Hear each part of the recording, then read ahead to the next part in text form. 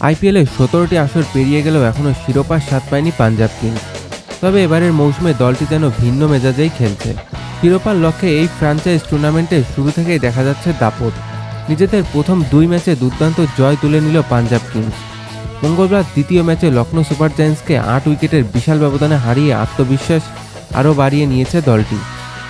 ২৫ বলে দরকার ছিল ১ রান, সিঙ্গেল নিলেই ম্যাচ শেষ হয়ে যেত। কিন্তু শ্রেয়াস আয়ার হয়তো ভেবেছিলেন, আগ্রাসী মেজাজ শুরুতেই দেখিয়েছেন দলটি, সেটা শেষ পর্যন্ত ধরে রাখতে। তাই ১৭তম ওভারের দ্বিতীয় বলে বিশাল ছক্কা হাঁকিয়ে ম্যাচ শেষ করেন তিনি। তবে এই দাপুটে জয়ের পুরো কৃতিত্ব শুধু শ্রেয়াস আয়ারকে দিলে ভুল হবে।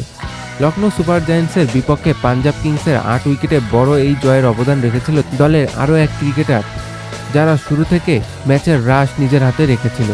টসে হেরে ব্যাটিংয়ে নেমে চাপের মুখে পড়ে লখনৌ সুপার জায়ান্টস। পাওয়ার প্লের প্রথম ৬ ওভার শেষে তাদের স্কোর ছিল ৩৯ রানে ৩ উইকেট। প্রথম ওভারে ০ রানে মিচেল মার্শকে ফেরান অর্শদীপ সিং। এরপর চতুর্থ ওভারে ১৮ বলে ২৮ রান করে এইডেন মার্করামকে আউট করেন লাকি ফার্গুসন।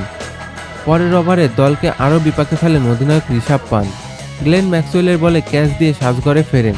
হতবাক গ্যালারিতে হতাশা লখনৌর সমর্থকদের চোখে মুখে। তবে চতুর্থ উইকেটে নিকোলাস পুরানের সঙ্গে ৪০ বলে ৫৪ রানের জুটি করে দলকে এগিয়ে নিয়ে যান আয়ুষ বাদেলি। ৩০ বলে ৪৪ রান করে পুরান আউট হওয়ার পর ইনিংসের মেরামতের দায়িত্ব কাঁধে নেন তিনি। পঞ্চম উইকেটে ডেভিড মিলারের সঙ্গে ২৬ বলে ৩০ ও ষষ্ঠ উইকেটে আব্দুস সামাদের সঙ্গে ২১ বলে ৪৭ রানের কার্যত জুটি গড়েন তিনি। শেষ পর্যন্ত বদানি ৩৩ বলে ৪১ করে আর ১২ বলে ২৭ করে ঝোড়ো ইনিংস খেলেছে সামাদ, যা লখনৌর স্কোরকে প্রতিদ্বন্দ্বিপূর্ণ জায়গায় নিয়ে যেতে সাহায্য করেছে।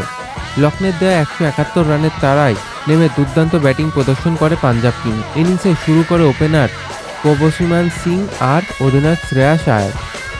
প্রভসিমান শুরু থেকেই অগ্রাসী ব্যাটিং করে মাত্র ২৩ বলে ৫০ তুলে নেন। পাওয়ার প্লেতে পাঞ্জাবের সংগ্রহ ৬২ রানের মধ্যে ৪৫ রানে আসে তার ব্যাটিং থেকে। শেষ পর্যন্ত ৩৪ বলে ৬৯ রানের ঝড়ো ইনিংস খেলে আউট হন তিনি। তাকে থামাতে লখনৌকে নিতে হয়েছে বিশাল কৌশল।